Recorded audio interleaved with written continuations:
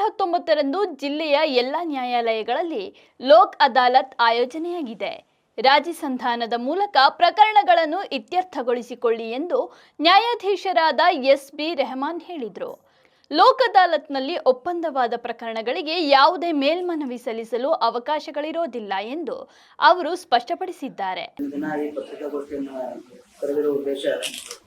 ಮುಂಬರುವ ಲೋಕಗಳ ಕುರಿತಂತೆ ನಾವು ಕೈಗೊಂಡಂಥ ಕ್ರಮಗಳು ಮತ್ತು ಅದಕ್ಕೆ ಬೇಕಾದಂಥ ಪ್ರಚಾರವನ್ನು ಕೊಡಲಿಕ್ಕೆ ತಮ್ಮೆಲ್ಲರೂ ಕೂಡ ಹೇಳ್ಕೊಟ್ಟಿದ್ದೀವಿ.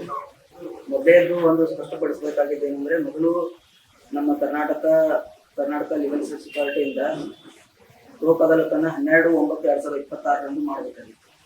ಆದರೆ ಅನಿವಾರ್ಯ ಕಾರಣಗಳಿಂದ ಅದನ್ನು ಒಂದು ವಾರದಲ್ಲಿ ಮುಂದೂಡಿ ಅದನ್ನು 19/9/2026 ಮಾಡ್ತಾ ಇದ್ದಾರೆ. ನಮ್ಮ ಜಿಲ್ಲೆಯಲ್ಲಿ ಇರ್ತಕ್ಕಂಥ ಒಟ್ಟು 31,166 ಪ್ರಕರಣಗಳಲ್ಲಿ ಈಗಾಗಲೇ ನಾವು ಸುಮಾರು 3,000 ಪ್ರಕರಣಗಳನ್ನು ಗುರುತಿಸಿದ್ದೇವೆ. ಮುಂದಿನ ಹಂತದಲ್ಲಿ ಇನ್ನೂ ಹೆಚ್ಚಿನ ಪ್ರಕರಣಗಳನ್ನು ಗುರುತಿಸಿ ಅವುಗಳನ್ನು ಇತ್ಯರ್ಥಪಡಿಸುವಂತಹ ಪೂರ್ವ ತಯಾರಿಯನ್ನ ಮಾಡ್ಕೊಳ್ತಾ ಇದ್ದೀವಿ. ಅವಕಾಶ ನೀಡದೆ ಸಮಾಲೋಚನೆ ಹಾಗೂ ಸಂವಿಧಾನಾತ್ಮಕ ಕ್ರಮಗಳ ಮೂಲಕ ಪರಿಹರಿಸುತ್ತೇವೆಂದು ಸಹ ಪ್ರತಿಜ್ಞೆ ಮಾಡುತ್ತೇನೆ. ನೀವೆಲ್ಲ ನಿಮ್ಮ ಏನು ಈ ಸಾರ್ವಜನಿಕರಿಗಾಗಿ ನಾವು ಅವರ ಕಲ್ಯಾಣಕ್ಕಾಗಿ ಒಳ್ಳೆದಕ್ಕೋಸ್ಕರಾಗಿ ಏನು ಪ್ರತಿ 2-3 ತಿಂಗಳಿಗೆ ಒಂದ್ಸರಿ ರಾಷ್ಟ್ರೀಯ ಲೋಕ ಅದಾಲತ್ಗಳನ್ನ ಮಾಡ್ತಾ ಬಂದಿದ್ದೀವಿ.